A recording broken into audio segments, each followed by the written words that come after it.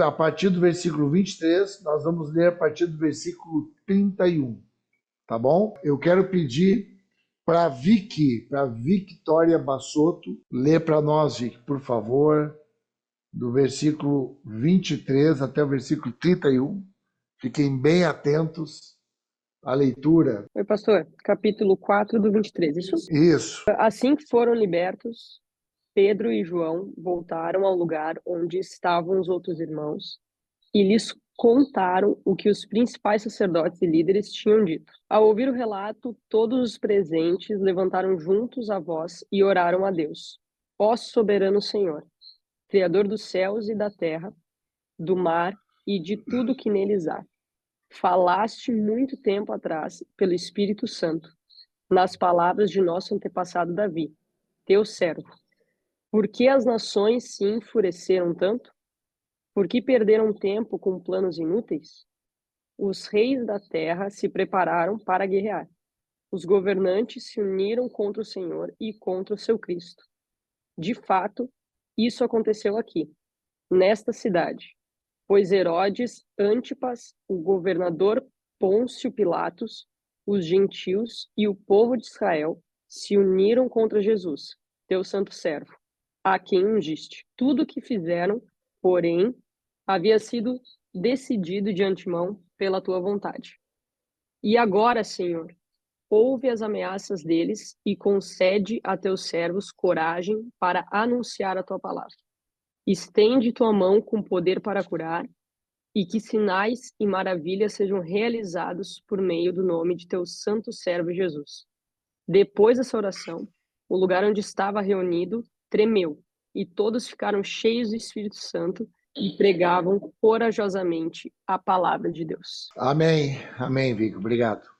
Amém. Então, na semana passada, a gente falou sobre a perseguição, né? Então a gente viu como que é essa intimidação, essa perseguição, esse incômodo, né, que é a palavra de Deus. Então a palavra de Deus, ela gera incômodo na vida das pessoas, né? A palavra de Deus, ela gera desconforto, ela gera uma indisposição na maioria das pessoas que se deparam com ela.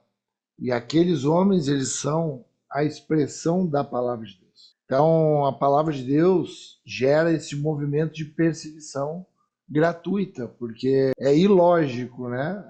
O homem ser curado daquela forma diante de um sinal tão lindo, né? Um homem liberto ali daquela doença, um homem que agora ganha mobilidade, um homem que ganha uma outra expressão na sociedade. Isso não tem tanta importância para aqueles homens, para aqueles líderes, porque era mais importante o incômodo que gerava a palavra de Deus no coração deles, ao ponto de isso gerar uma perseguição, gerar um ambiente de ameaça. Então, a mesma coisa que começou acontecendo com Jesus, continua acontecendo com a igreja e vai continuar acontecendo até o final. Então hoje a gente também vive uma igreja sob ameaça. Hoje a ameaça, ainda que haja em alguns países, essa ameaça física mesmo, mas muito mais a gente tem uma ameaça emocional, né? Uma intimidação emocional, uma intimidação por rejeição, né? É o que a gente conhece hoje como cancelamento digital, né?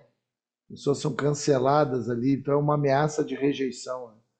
Então, hoje a gente tem mais esse ambiente de emocionalmente ser afetado por conta dessa inconformidade, e essa perseguição vem nessa forma, né, de deixarem a gente de lado, né?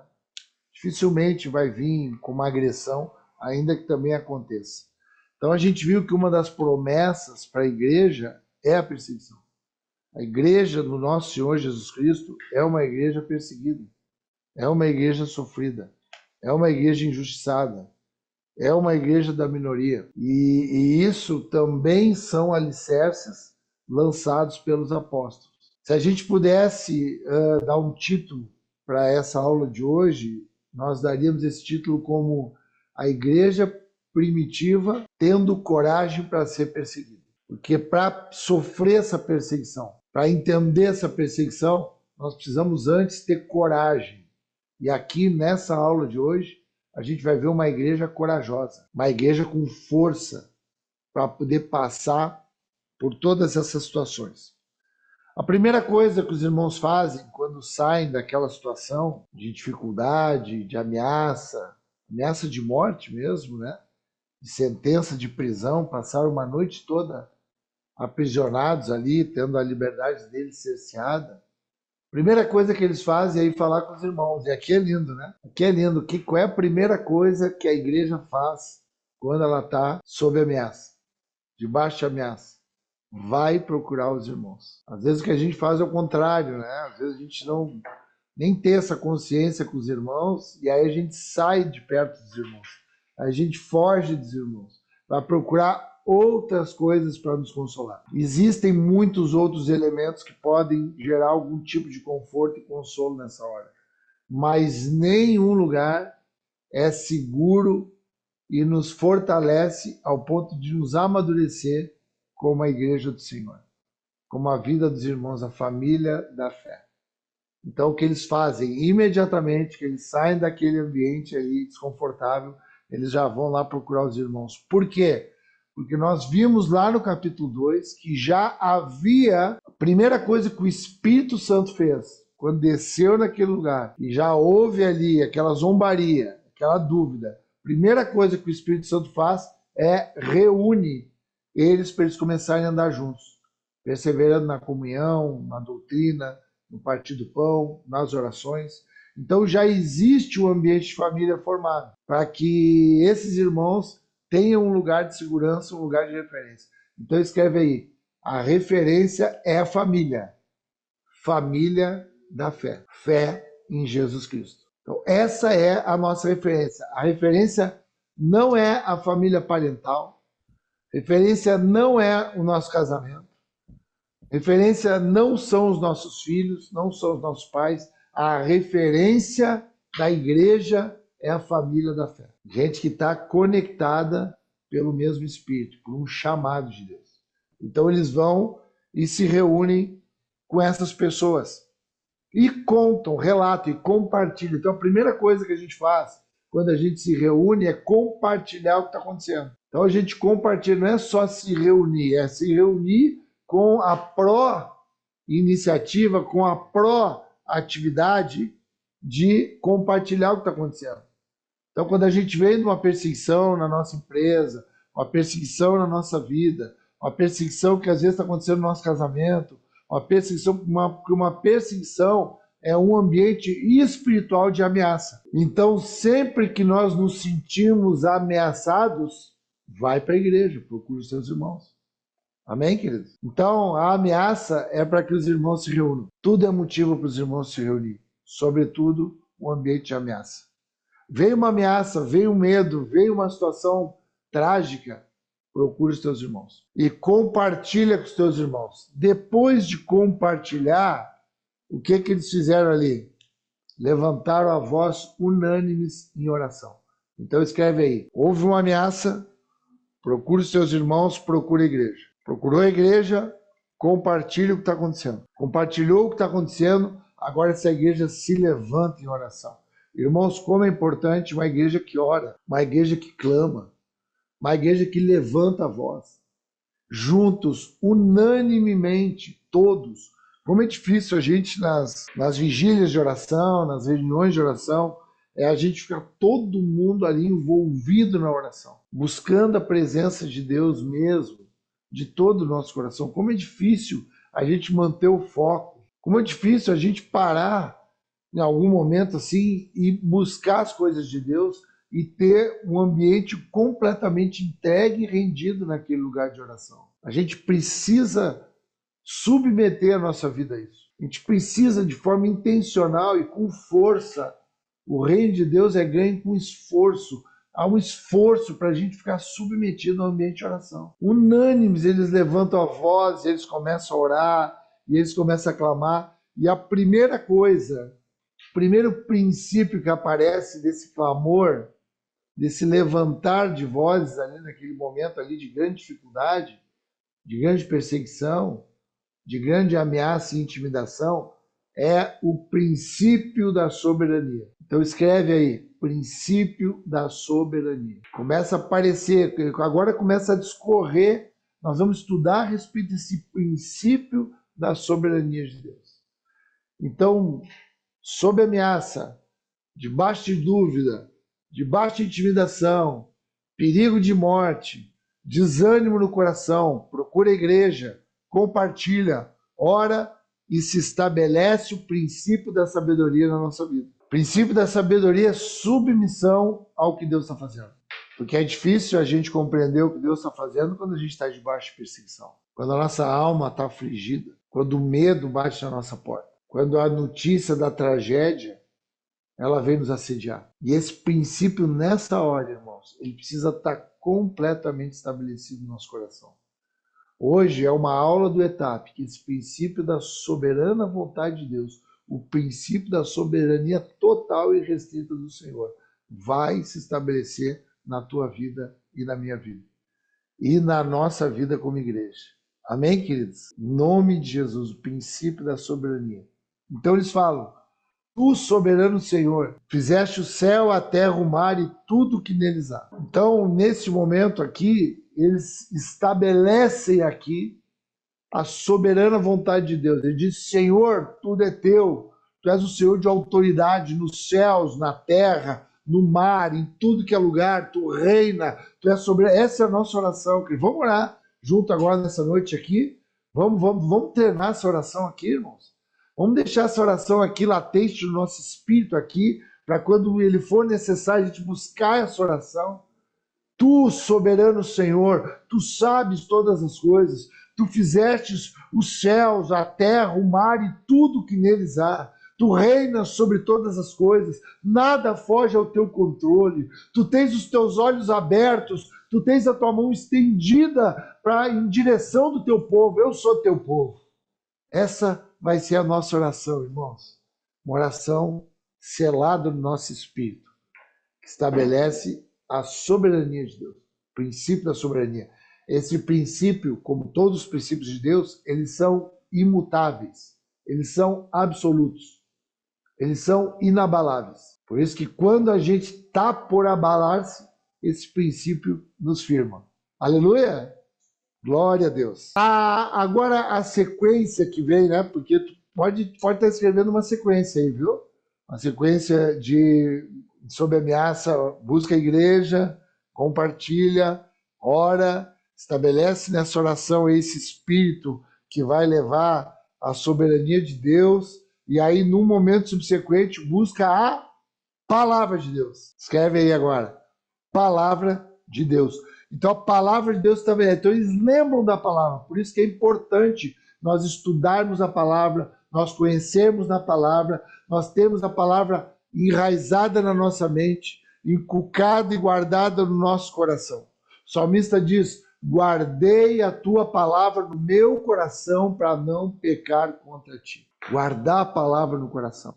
Em Provérbios diz, se tiver que cuidar de alguma coisa, se tiver que guardar alguma coisa, se tiver que ter zelo com alguma coisa, guarda o teu coração. Cuida do teu coração, para ter essa palavra no coração. Então, nós com essa palavra no coração, agora a gente pronuncia a palavra. Então, eles citam aqui a palavra que está lá no Salmo 2. A gente pode até ler ali o Salmo 2. Vamos abrir aqui, vamos ler, para a gente ver o que ele está falando ali a respeito de Davi. Salmos 2, segundo Salmo. Deixa eu achar aqui. Salmo 2. Então, citar a palavra. Salmo 2, 2. Então, estamos escutando bem aí? Tá tudo tranquilo aí? O áudio tá bom? Qualquer variação que der aí, né, de áudio, de vídeo, vocês sinalizem aí, a gente vai tentando melhorar. Então, diz assim, os reis da terra se levantaram e os príncipes juntos se mancomunam. Essa minha versão aqui é pentecostal mesmo. Né? Se mancomunam. Qual é as outras palavras que você tem? Conspiram. Alguém tem outra palavra aí? Pode abrir o áudio aí. Trazer outra palavra de outra versão. Os reis da terra, o que eles fazem? Os reis da terra. A minha tá amotinam as nações. Amotinam, motim. É isso aí. conspiração, motim. Os reis da terra se preparam para a batalha. Os governantes conspiram juntos contra o Senhor e contra seu ungido. Conspiração, conspiram. É isso aí. Então é isso que ele está dizendo. Olha, é isso que está acontecendo diante do princípio da soberania de Deus, que fez os céus. Então ele fez tudo, ele fez os céus, a terra, o mar e tudo que neles há. Dentro dessa organização do Senhor, os reis, os fortes, aqueles que detêm autoridade humana, eles conspiram, eles se juntam, eles faccionam contra a palavra de Deus, porque é contra o Senhor e contra o seu ungido. Quem é o seu ungido? Cristo, o Messias. Então, o ungido é Cristo, é o Messias. Então, eles citam, né, no versículo 26 ali, no capítulo 4, eles citam, e as autoridades se juntam contra o Senhor e contra o seu ungido. E aí, olha o que fala no versículo 27, pensando ainda na soberania de Deus. Hoje nós vamos sair daqui com esse princípio bem estabelecido no nosso coração. A soberania de Deus. Soberana vontade de Deus. Então, esses que são os que podem gerar medo na gente, né? De que a gente tem medo, né? Às vezes, quando a gente não tem o conhecimento de Deus, essa identidade, a gente tem medo dessas autoridades, né? Então, a gente quer muito ser essas autoridades para ter esse poder, né? E a gente tem medo, também nos assusta. Quando chega uma autoridade dessa, tu fica ali meio que intimidado, assim, né? E aí diz que o próprio Deus, dentro da soberania dele, faz com que essas pessoas conspirem contra o Filho, contra o ungido, contra o Cristo, contra Jesus que detém, que é a palavra dele. Para quê? Para que fique mais clara ainda a soberania de Deus. Então, isso que está acontecendo, e aí ele cita o que está acontecendo naquele momento ali. Ele diz assim no versículo 27, porque de fato nessa cidade, Herodes e Pôncio Pilatos, que eram os governantes ali, as autoridades ali daquela região da Palestina, ali de Israel, com os gentios e gente de Israel, se juntaram contra o teu servo Jesus, a quem ungiste, para fazer tudo o que a tua mão e o teu propósito pré-determinaram. Então, olha só aqui essa soberania de Deus, como a gente tem que entender. Olha qual era a pré-determinação de Deus. Então, quando a gente olha ali para o julgamento de Jesus, para o que aconteceu com ele, a gente precisa estar claro que aquilo é vontade de Deus, é a soberana vontade de Deus se cumprindo. Ou seja, esses reis, esses grandes, esses sacerdotes desse momento aqui, essas pessoas de autoridade, esses imperadores romanos aqui, eles estão sendo usados para o propósito de Deus. Ainda que sejam coisas indesejáveis. Isso aqui não é um pensamento, uma mentalidade positivista e nem relativista. Isso aqui é uma compreensão espiritual de quem anda debaixo dos princípios de Deus, nesse caso, o princípio da soberania. Então eles começam a lembrar, naquele ambiente de oração, eles lembram, olha o que está na palavra, isso já estava escrito, já disse que os reis iam se levantar, que as pessoas iam se levantar contra o Senhor e contra o ungido, é isso que está acontecendo.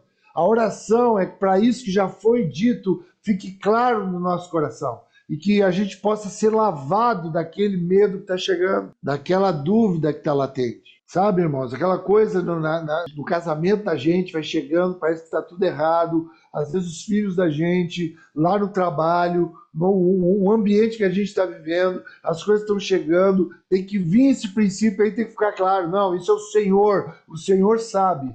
Não vou perguntar por que está acontecendo isso, eu só quero entender qual é a pedagogia disso e como que eu me comporto, porque eu não tenho dúvida que é o Senhor, é o meu Pai. Tem nada errado, não tem nenhum culpado, nem eu e nem ninguém. É a soberana vontade de Deus, que vai me dar as condições de entender o que está acontecendo. Amém, irmãos?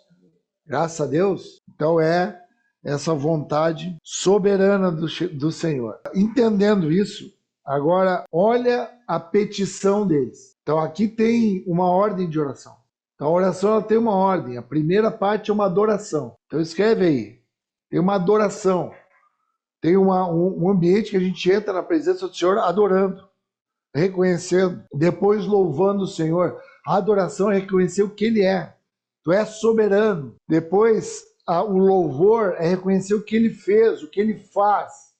Ele já deixou pré-determinado todas as coisas. Depois, no meio de súplicas, escreve súplicas e do lado já petições. Então, adoração, louvor, súplica e petições. Esse é o ambiente ordinário da oração. E agora eles entram nesse lugar e dizem para o Senhor: olha as ameaças deles e concede aos teus servos que anuncie a palavra com toda ousadia. Então, olha qual é a petição deles, irmãos. A gente precisa aprender com isso. A gente precisa amadurecer com isso. Aqui é uma igreja madura. Aqui é uma igreja que ela está entendendo que toda perseguição, que toda ameaça, que toda a intimidação é para a gente ir para o lugar certo, que é a igreja, que ela está formada já com esses alicerces aqui dos apóstolos, que nós agora fizemos parte, somos responsáveis por ela, pela igreja, porque no sofrer dessas perseguições é onde ela adquire coragem, ousadia. Então a petição não é, quem sabe a petição nossa de forma imatura seria: não deixa mais que isso aconteça, não deixa mais que os nossos irmãos sejam presos, não deixa mais que outros morram, que nem Jesus, o nosso Senhor, também morreu. Não é essa a petição. A petição não é essa. A petição é: Senhor, tu está vendo a ameaça deles? Então, diante dessa ameaça, é oportuno agora que tu nos dê agora força, ousadia, intrepidez, coragem. Aí entra essa igreja perseguida que se mostra corajosa, que ganha esse aspecto de Jesus, essa coragem de não parar de fazer o que tem que fazer. O que é que nós temos que fazer? Pregar a palavra, ser a palavra. E sereis minhas testemunhas. É o que a Aline falou para nós, nos relembrou aí. Fiquem aí, serão revestidos de poder, que é o Espírito Santo, e vão ser a palavra agora. Vocês vão ser uma imagem segundo a minha semelhança, a igreja. E toda a ameaça, toda a intimidação, toda a perseguição é para que vocês ganhem mais coragem, intrepidez. Aprendam, saibam a quem recorrer nesse momento, o que fazer quando recorrem. Não só orar, mas que tipo de oração, como que ora. Amém, irmãos? Nós estamos ganhando maturidade aqui nessa noite, aqui como igreja, para entender o nosso papel e como que a gente tem que fazer. Para nós queremos anunciar a palavra. Então ele não diz, melhora as condições, melhora as circunstâncias, melhora para nós tecnicamente para a gente anunciar a palavra. Não, nos dá ousadia para anunciar a palavra, como a gente tiver condições de anunciar. Amém, irmãos? A gente tenta ganhar, né, uma melhor forma de anunciar, mas isso não é uma condição que, não tendo, tu não anuncie. Tu vai anunciar. Lembra que nós estudamos domingo? No tempo e fora do tempo. Quer seja oportuno, quer não. Então nós somos feitos para anunciar a palavra. E essa é a oração dessa igreja corajosa. No 30 diz assim, enquanto estendes a tua mão para fazer curas, sinais e prodígios por meio do nome do teu santo servo Jesus. Irmãos, a gente precisa entender esse ponto agora aqui. Nós precisamos entender esse ponto aqui de forma madura. Então, Senhor, tá vendo as ameaças, as coisas não estão boas, estamos passando por perigos aqui, tem uma intimidação, tem um momento difícil, nos dá ousadia, nos unge, nos prepara para pregarmos a palavra. Então, o que a igreja faz? Prega a palavra. Enquanto isso, simultaneamente a isso, paralelamente a isso, também tu estende a tua mão e tu vai fazendo sinais e milagres e maravilha e vai levantando um coxo e vai curando o cego e vai restaurando o casamento e vai tocando no coração para que haja arrependimento e vai gerando conversão e vai fazendo que as pessoas entendam perdão. O Senhor vai fazendo. Qual é que é a nossa função? Prega a palavra. Por isso que Pedro ali, os irmãos, eles têm muito cuidado para deixar bem claro que é no nome de Jesus. Ou seja, estão dizendo, nós estamos pregando a palavra. Ele está estendendo a mão dele, está fazendo conforme a sua soberana vontade. Às vezes a gente acha que é nós que fizemos isso. E muitas vezes é através de nós. Mas é no nome de Jesus. Então quem é o autor é Jesus. Quem é o consumador é Jesus. Amém, irmãos? Aleluia! Nós temos o privilégio de quê? Pregar a palavra. Sabe que a Bíblia diz que os anjos queriam ter esse privilégio. E o ser humano, sendo muito menor que os anjos, ganhou esse privilégio da parte de Deus, pela sua soberana vontade. Então, prega a palavra. Enquanto nós estamos pregando a palavra, tu estende a tua mão e vai curando, e vai fazendo sinais, e vai exaltando o nome do teu santo servo Jesus. Amém, irmãos? Graças a Deus por isso. Dá para entender aqui essa ordem aqui. Por que nós nos reunimos? Para pregar a palavra, para ter intrepidez de pregar a palavra. Para lá onde a gente está colocado, amanhã, onde a gente estiver, a gente vai estar sendo essa condução da palavra. E aí o Senhor vai estendendo a mão dele conforme ele quiser, e ele vai fazendo através de quem ele quiser também. Amém? Às vezes a gente fica numa crise, né? Ah, mas o outro lá é usado na cura, é usado na... Não interessa, tu tem que pregar a palavra. Anda em comunhão, ora e pede coragem para continuar pregando a palavra. Sobretudo, não é mesmo que, é sobretudo quando estiver sendo perseguido. Não te cala. A igreja é corajosa para não se calar, para anunciar. E se a gente tiver na iminência de se calar, procure seus irmãos e ora junto com eles, para restabelecer esse princípio da soberania de Deus e tu entender que essa ameaça é para te dar mais coragem ainda. Amém? Então agora, no final, no versículo 31, diz que, tendo eles orado, tremeu o lugar onde estavam reunidos. Todos ficaram cheios do Espírito Santo e com ousadia anunciavam o quê? A palavra de Deus. Então é interessante, né? A gente falou no final de semana da palavra, né? Eu nem estava muito ligado nisso assim, né? Eu estava bem conectado ali na vida de Ezequiel, falando a palavra, mas está muito, a Bíblia é toda conectada, né? Graças a Deus por isso. Então diz que, tendo eles orado, o lugar tremeu. E é interessante que o lugar tremeu, mas eles ficaram firmes. Amém, irmão? O lugar treme, as coisas às vezes tremem. A casa da gente parece que vai tremendo tudo, né? O casamento treme, tudo treme. Mas a gente fica firme, se enchendo do Espírito Santo. Quando diz ali cheios do Espírito Santo, é importante, nós vimos isso na aula passada, e é importante a gente falar novamente. Às vezes a gente pensa equivocadamente que a gente se enche uma vez do Espírito Santo, e agora eu estou cheio do Espírito Santo, eu não preciso mais. Não, definitivamente não, peremptoriamente não. É ser cheio do Espírito Santo, depois cheio do Espírito Santo, depois me encho do Espírito Santo, de novo Espírito Santo, e eu preciso do Espírito Santo.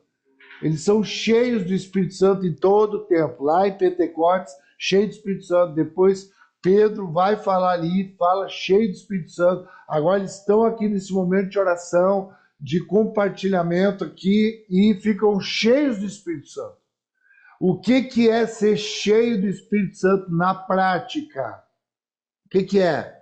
É a gente ganhar, no meio dessa instabilidade emocional, uma firmeza por convicção de identidade espiritual. Então escreve aí o que é ser cheio do Espírito Santo na prática. No meio de um ambiente de instabilidade emocional, que vem com a perseguição, que vem com as ameaças, que vem com as situações que não saíram conforme nós planejávamos, e agora essa instabilidade, ela dá lugar para essa identidade de filho bem formada e que é firme. E aí aquela instabilidade emocional dá lugar para a convicção espiritual, de responsabilidade de pregar a palavra. Se a palavra, independente da circunstância externa, porque é aquilo que eu sou a palavra, tu é a palavra, nós somos a igreja. Então quem fica cheio do Espírito Santo fica dessa forma. O que uma pessoa cheia do Espírito Santo faz também, que a gente percebeu aqui? A pessoa cheia do Espírito Santo, ela sempre aponta e enaltece Jesus. Então quando eles estão na eminência de ser perseguido e o Pedro tem uma oportunidade de falar, ele diz, olha, isso foi no nome de Jesus, esse Jesus que vocês crucificaram, que vocês mataram. Então a gente aponta para Jesus e para Jesus ressurreto. aponta para a ressurreição. Então, quem é cheio do Espírito Santo, ele automaticamente é cheio de coragem e ele aponta para Jesus. Se eu estou assim, se eu fui transformado, é porque o Senhor ressuscitou e Ele transformou a minha vida. E Ele me botou no ambiente de família e hoje eu tenho responsabilidade de falar do nome dEle. Porque eu sou hoje essa testemunha daquilo que Ele fez. Uma pessoa cheia do Espírito Santo, Ele aponta para Ele todo o tempo. É o Senhor. Esses apóstolos aqui dessa igreja primitiva, em alguns momentos eles, por conta dos sinais, as maravilhas que eram feitas, né, e a gente vai ver isso ao longo desse livro, muitas vezes as pessoas queriam ali endeusá-los a eles, como homens, porque eles estavam acostumados, né, a lidar com divindades das mais diversas. Eles vinham do ambiente mitológico ali, grego, né, que rondava eles, os gentios viviam essa mitologia, muitos deuses, de muitas áreas. Então, quando acontecia isso, eles pensavam, isso é um Deus. E aí eles não deixavam, não, isso é no nome de Jesus, não fomos nós. Isso é homens cheios do Espírito Santo. Amém, queridos? Homens firmados. Para a gente finalizar agora, eu quero que a gente vá lá no livro de 1 Pedro, no capítulo 5. A gente vai usar muito os livros de Pedro. A gente já está usando nas outras aulas. Por quê? Quero lembrar vocês, e tomara que quando eu fizer essa pergunta de novo, vocês vão acertar de primeira. Viu, Ederson? Cadê o Ederson?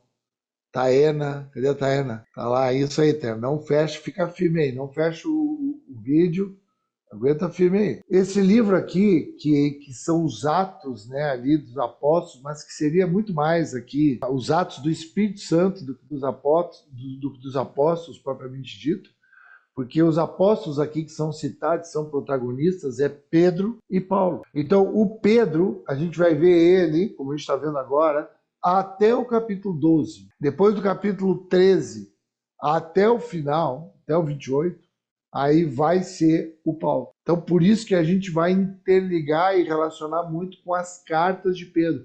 Porque quando Pedro está escrevendo essas cartas aqui, sem dúvida nenhuma, ele tem uma memória daquilo que aconteceu e que é relatado pelo médico Lucas nesse livro. Então, Lucas é o escritor de Atos e também o escritor do Evangelho. Então, Pedro lembra desses momentos aqui. Lá no primeiro livro dele, no capítulo 5, olha o que ele fala. A partir do versículo 6, ele diz assim: humilhai-vos, pois, debaixo da potente mão de Deus, para que a seu tempo vos exalte, lançando sobre ele toda a ansiedade, porque ele tem que cuidar de vós. Então tu vê que o que vem naquele momento ali, né? Aquele momento ali de intimidação, veio uma ansiedade, veio um medo, e naquele momento ali a gente tem que estar humilhado debaixo da poderosa mão de Deus. Como que a gente fica humilhado? Sabendo da nossa identidade e reconhecendo sempre o quê? A soberania de Deus. Isso é estar humilhado, submetido. Saber que Deus, Ele é soberano. E é Ele que sabe o tempo de todas as coisas. Então essa ansiedade fica sobre Ele, versículo 8. Sede sóbrios, vigiai. Porque o diabo, vosso adversário, anda em derredor, bramando como leão, buscando a quem possa tragar, ao qual resistir firmes na fé. Então, essa questão do firme agora. Vai haver esse abalo, mas firme agora. Firme na fé. Vai buscar a igreja, busca os irmãos, ora como tem que orar, pede para continuar pregando a palavra, crê que o Senhor vai estender a mão dele e vai fazendo curas e vai fazendo sinais. E fica firme na fé, sabendo que as mesmas aflições se cumprem entre vossos irmãos no mundo todo. Não é pessoal. Não é pessoal. Isso é a igreja está sofrendo isso, que tem que sofrer isso para que ela possa se mostrar corajosa. Isso é uma prova de coragem. Por isso que é uma provação, que no final vai ficar coragem, porque o medo vai ser aniquilado pelo amor. Versículo 10, para mim é o versículo principal que eu quero estar com vocês. E o Deus de toda graça, que em Cristo Jesus vos chamou à sua eterna glória, depois de haverdes padecido um pouco, Ele mesmo vos aperfeiçoará, confirmará, fortificará e fortalecerá. A Ele seja a glória e o poderio para todos sempre. Amém. Então tu vê que isso aqui foi o que gerou no final. No final eles estão ali cheios do Espírito Santo e com ousadia anunciavam a palavra. Por quê? Porque aquele ambiente de intimidação, de medo, isso durou um breve tempo. E não só durou um breve tempo, como depois gerou alguém ali aperfeiçoado. Escreve isso aí. Escreve o que é essa firmeza aí e por que vale a pena passar por esses tempos de perseguição, de dúvida. Olha o que vai gerar. Uma pessoa aperfeiçoada, confirmada, fortificada e fortalecida. Para quê? Para pregar a palavra, para anunciar o evangelho. E aí no final ele diz: a ele seja glória, poderio para todos sempre. Amém. Fecha na soberana vontade de Deus.